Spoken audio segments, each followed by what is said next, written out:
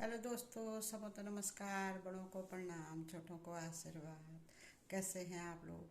मैं भी ठीक हूँ। ज़रा दांत दर्द से मुंह तो देख रहे होंगे आप, सूज रखा है तो आज थोड़ा थोड़ा बोलने लग गई हूँ। चलो, मैंने कहा आज मेरे पोते का भी जन्मदिन है, तो इस उपलक्ष्य में जब वो हुआ था उस दिन की कहानी सुनाती हूँ मैं। बड़ी रोचक कहानी है, सुनिएगा आप। उस दिन थी रामनवमी। जिस दिन मेरे पोता हो रखा है उस दिन रामनवमी थी। और बहू को सुबह से दर्द हुए। अब दर्द हुए तो मैंने अपने बेटे से पहले कह रखा था कि बेटा मुझे ना एक चीज़ दिला देना था, जिस दिन ये हॉस्पिटल जाएगी तो मुझे एक कहना मानेगा तो। कहने लगा हाँ बताओ। मैंने कहा बेटा ज़रूर करना है वो काम। कहने लगा करूँगा मम्मी। तो मैंने कहा एक चीज़ सुन, अब इसको दर्द हुआ तो समधन जी भी देहरादून से आ गई थी। तो अब नवरात्रे चल रहे थे, सबने जौ बो रखे थे, हरियाली बो रखी थी, मंदिर में पाठ हो रहा था। अब इसको दर्द हो गया तो मैंने सबको फ़ोन कर दिया, भाई बहू को दर्द हो रहा है और तुम हरेला काट देना, फिर उसके बाद नाटक लग जाएगा। तो सबने ठीक हुआ। अब बहू को दर्द हुआ तो बहू कह रही थी कि भैया दवाई ले आओ। अब हमारा ये था कि बड़ी वाली पोती मेरी ऑपरेशन से हो रखी है, तो मैंने कहा चलो दूसरा भी ऑपरेशन ही से होगा। लेकिन दुख दुखी एक चीज़ की थी, पहली पोती हो रखी, भगवान पोता दे दे। अब यही होता ना, दादी का सोच यही होता है कि भगवान पोता दे दे। अब क्या होगा, दुख दुखी तो यही थी कि क्या होगा क्या होगा भगवान। फटाफट हरेला कटवाया सबसे, वो व्रत थे मेरे भी। और फटाफट बेटे से समधन जी से कहा कि जितनी भी कन्याएं दिखेंगी तो कन्याएं बुला देना। समधन जी ने कन्याएं बुला दी। वो आ गई 20-25। हमारे इधर है हल्द्वानी में दम्मा ढूंगा जगह है, वहाँ की कन्याएं सब वो आ गई। मैंने देखा है सब कन्याएं, बाबा रे इतनी कन्याएं आ गई हैं। अब क्या करें, उनको बरामदे में हमने कहा वहीं बैठा दो। अब ये हुआ कि बेटे के जेब में करीबन रहे होंगे 1000 हो चाहे 500 रुपये हो। अब वो सबको दे रहा, बांटने में लगा। तो मैंने ये भी ही दिल तो सब पैसा दे। अब वो कह रहे हैं कि मेरे इसको भी दो, उसको भी दो, उसको भी दो, सबको। उसने दे दिया। उसने कहा मम्मी आप चुपचाप रहो, मैं दे रहा हूँ। कन्याएं हैं, सबको दे दिया। सबको खुश करके वो चले गई हैं। सबको वो हलवा पूड़ी चने जो भी बना रखे थे घर के लिए भी ले गए, ले जाओ भाई। अब हो गया कि बहू कह रही कि तब तक मेरे छोटा बेटा भी आ गया था दिल्ली से। तो बहू ने कहा कि भैया दवाई ले आओ, ऑपरेशन नहीं कराऊंगी। हमने कहा नहीं नहीं ऑपरेशन होगा भाई। अब ये हुआ कि मैं कुछ दिन पहले डॉक्टर के पास ले गई थी उसको। तो मैंने डॉक्टर से कहा डॉक्टर साहब, डॉक्टर ने कहा कि जल्दी हो जाएगा।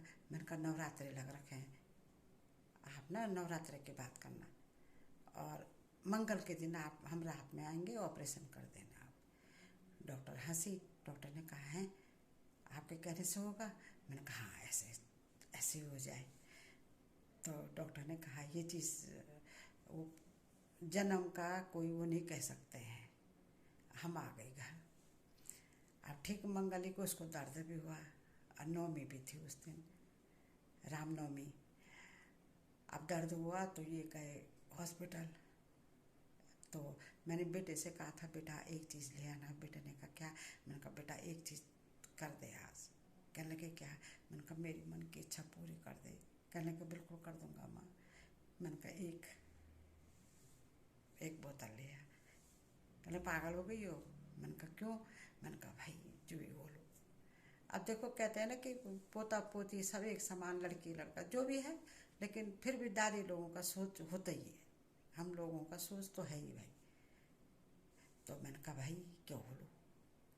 अब हमें 3 बहनें। मेरी माँ जिंदगी भर रोई लड़के के लिए। मेरी लड़कियाँ ही नहीं हुई। मेरी बड़ी दीदी की लड़की नहीं हुई, बीच वाली दीदी की एक लड़की है। मैंने कहा पहले तो लड़की हो के ऑपरेशन से क्या होगा? ये बेटा मैं नशे में चूर रहूँगी, थोड़ा नशा लगेगा मैं लेटी रहूँगी। तो दे दे भाई। छोटा वाला भी बड़ा वाला भी हंसने लगा, कहने लगे पागल हो गई हो। बड़े वाले ने कहा आप नहीं आओगे हॉस्पिटल, आप नहीं आओगे। मैंने कहा मैं नहीं आऊँगी भाई। तो समधन जी ये लोग चले गए। तो वहाँ गए तो डॉक्टर ने कहा कि भाई आपकी मम्मी तो कह रही थी कि मंगल की रात को आएंगे हम हैं, और अब कैसे हुआ? तो मैंने कहा नहीं था, अब वो मंगल ही को हुआ और रामनवमी भी थी उस दिन। मैंने कहा अब बहुत देर हो गई, दुखी लगी रही, क्या हुआ क्या हुआ क्या हुआ। तो मेरे पड़ोस में मंजू है, मंजू आ गई कि भाभी चिंता मत करो। भाभी को तो उथल पुथल हो रही, क्या करूं, फ़ोन भी नहीं आया, फ़ोन कर रही हूँ ये कोई उठा नहीं रहा। बहुत देर बाद फ़ोन आया बड़े बेटे का, कहने लगे मम्मी हो गया। मैंने कहा क्या हुआ रे? अभी नहीं बताऊंगा, ये पे क्या कौन में बेटे हुई गया जी, क्या कौन में का वो आया नहीं। गोपेश्वर से दीदी का फ़ोन आया कि उसका फ़ोन आ रखा था छोटे वाले बेटे का कि हो गया, पर उन्होंने कुछ बताया नहीं। ये बाबा मैं क्या करती दीदी, क्या हुआ होगा। बहुत देर बाद बेटे का फ़ोन आया कि आप भी और सगुन भी आ जाना। कहाँ आना, क्या हुए रे, क्या हुआ है? कहने लगे जो आप चाहते थे। मैंने कहा जो मैं चाहती थी? अब मैं उन दिनों वो रामचरितमानस पढ़ रही थी, मैं बड़ी पोती के उसमें तो नहीं पढ़ा, लेकिन काफ़ी टाइम से मैं पढ़ रही थी, चौथी बार मैंने पूरी कर दी है। तो मैंने कहा है, उसी दिन मेरी रामचरितमानस भी पूरी हुई। तो मैंने कहा भगवान जय श्री राम, हनुमान जी, सभी देवी देवताओं को प्रणाम किया, अपने मायके के देवी देवताओं को, अपने कुल देवता को, अपने पितरों को, सबको। और वैसे वैसे रो भी रही हूँ। पर राहुल क्यों हुई तो बतो तो कहने लगे ना जो आप चाह रही थी, जो आपके मन की इच्छा थी, आपको कुछ नहीं हो गया और आप दोनों आ जाना हैं, तब जा कर के हो तो हमारा शंख बजाते हैं, अब शंख को बजन छे। तो मंजू ने कहा भाभी मैं बजा देती हूँ शंख। अब शंख बजी, तब तक पोती गई थी कहीं कन्या में, तो उसको बुलाने के लिए भेजा कि भाई आ जा। तो देखो ना, बच्चा 6 साल की थी वो पोती, तो उसके मन में ये रहा, कन्या के पैसे थे, तो उसने कहा कि दादी भैया हो गया। मैंने कहा बेटा राम आ गया है, प्रभु रामचंद्र जी के आ गए हैं। तो उसने कहा चलो, तो उसने कहा दादी आपके पास पैसे नहीं होंगे, देखो। तो मैंने कहा, मैं हंसी, मैंने कहा नहीं बेटा मैंने रखे हैं 2 जगह के लिए, हिजड़ों के लिए और वो भगवान के नाम से पैसे रखे हैं। कहले नहीं आपके पास नहीं होंगे। उसने अपने जितने भी पैसे थे अपने कन्या के अब मेरे हाथ में दे दिया। मैंने कहा क्या करूँगी? कहने को उसमें ना आप घुमाती हो ना, दादी ये आप रख लो। और वहाँ गई, कहने लगी दादी ये, तो मैंने उसने दिए थे, तो मैंने कहा ये भी कह रही, कुछ मेरे पास में थे सब उसमें मिचवाल करके थोड़ा बहुत उधर दे दिए। तो देखो ना लड़की का भी ये होता है, उसको पता था सब चीज़। तो ऐसे मेरे नाते हुआ। और रामनवमी के दिन और देखो जरा, मैं लगी थी पौवा पौवा पौवा पिलाते, मुझको यारो मत सताओ मैं नशे में चूर हूँ। तो मैं तो थोड़ा हंसी मजाक वाले करती हूँ ना। मेरी एक फ्रेंड है तो वो कहती है कि यार तुम्हारा नाम किसने रखा विनोदनी? वाकई में तुम वो हो यार, जहाँ भी जाती हो महफिल में वो तुम रस तो ला ही देती हो। मैंने कहा मेरे पिताजी ने रखा। अब बाहर से तो हंस रही हूँ, अब देखो इसका अंदर क्या क्या है ये किसी को नहीं पता ना।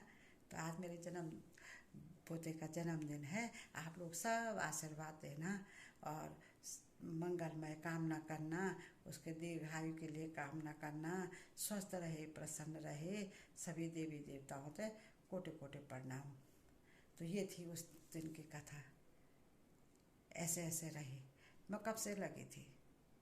मैं होली से कहती कि बेटा हाँ एक बोतल मंगा दे, बेटा एक बोतल मंगा दे। रोज़ कहता था एक बात कह रही हूँ क्या है ये। तो उस दिन फिर हॉस्पिटल में गए, पोता देखा तो जरा मन को शांति हुई। लोग कहते हैं ना कि क्या होता, कुछ ऐसा कुछ नहीं होता है, लेकिन थोड़ा दादा दादी का होता है, उनको थोड़ा सा लगता है। तो कैसी लगी मेरी कहानी? सत्य घटना है ये। हाँ, ऐसी कितनी सत्य घटना बता दूंगी मैं कहानी आप लोगों को।